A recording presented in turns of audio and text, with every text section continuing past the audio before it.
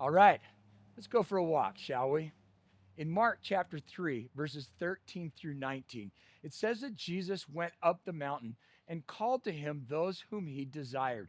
And they came, and he appointed 12, whom he also called apostles, that they might be with him, and he might send them out to preach and to have authority to cast out demons. He appointed the 12. There was Simon, whom Jesus also called Peter. There was James, the son of Zebedee, and John, the brother of James, who Jesus called Boanerges, which means the sons of thunder. There was Andrew and Philip and Bartholomew and Matthew and Thomas and James, the son of Alphaeus. There was also Thaddeus and Simon the Zealot. And finally, there was Judas Iscariot, who betrayed Jesus. Hi there. Now, here's the thing. I'm a cinephile. And I know some of you are probably going, you might want to keep that to yourself. But here's what that means. It means that I love movies. I love watching movies.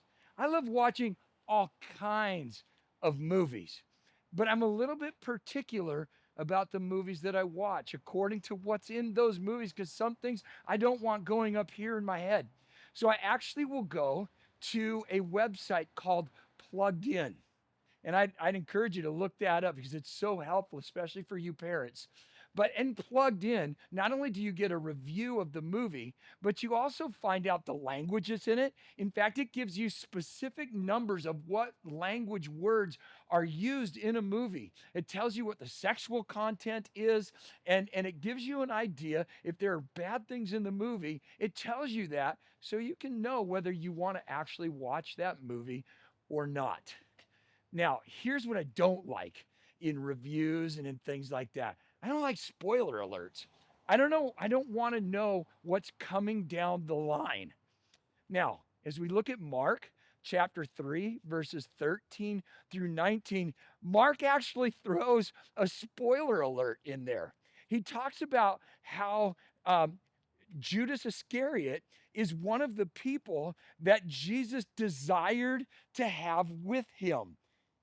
And yet we know that Jesus was fully God and he was fully man. So Jesus kind of had to have an idea about who Judas Iscariot was, what his intentions were, whether they started out noble because he knew that Jesus was the Messiah and that he was going to bring change, but not understanding how that change was come about. And so maybe it was that Judas thought that he would kind of force Jesus' hand, that he would push Jesus, encourage Jesus, shove Jesus into the place where Judas thought Jesus should be, even though that wasn't God's plan. And ultimately, Judas ended up betraying Jesus. We don't know why, we do know how, and we do know what he got for it. But Jesus, it says that Jesus, even though he knew Judas, he chose Judas and he loved Judas and he served Judas and he equipped Judas along with the other 11 apostles. It was a spoiler alert, right? That Mark used to tell us about Jesus' apostles and especially Judas Iscariot. Now, here's the point for you and me today, that God puts people into our lives. We don't have the benefit of having that spoiler alert.